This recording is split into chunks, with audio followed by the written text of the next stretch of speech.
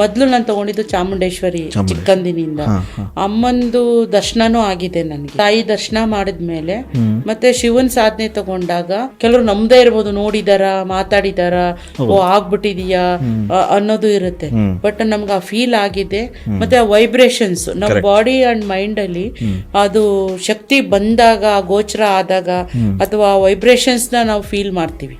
ಪ್ರತಿಯೊಬ್ಬರಿಗೂ ಸಹ ಕಣ್ಣಿಗೆ ಕಾಣದೇ ಇದ್ರೂ ಸಹ ವೈಬ್ರೇಷನ್ಸ್ ಗೊತ್ತಾಗತ್ತೆ.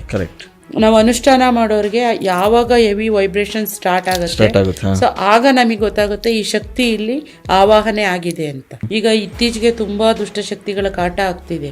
ಯಾಕೆ ಅಂತಂದ್ರೆ ಯಾವ ರೀತಿ ದೈವಶಕ್ತಿ ಇದೆ ಅದೇ ರೀತಿ ದುಷ್ಟಶಕ್ತಿಗಳು ಇದಾವೆ. ಅದರಲ್ಲಿ ಈಗ ಪ್ರಯೋಗಗಳು ಮಾಡುವಂಥವ್ರು, ಮಾಟ ಮಂತ್ರ ಪ್ರಯೋಗ ಮಾಡುವಂಥವ್ರು, ಸೊ ಅವರೆಲ್ಲ ಈಗ ಬಾನಾಮತಿ ಪ್ರಯೋಗ, ಕಾಶ್ಮೀರ್ ಪ್ರಯೋಗ, ಮತ್ತೆ ಆತ್ಮದು ಚೌಡಿ ಪ್ರಯೋಗ, ಇಂಥವೆಲ್ಲ ಪ್ರಯೋಗಗಳು ಮಾಡ್ತಿರ್ತಾರೆ.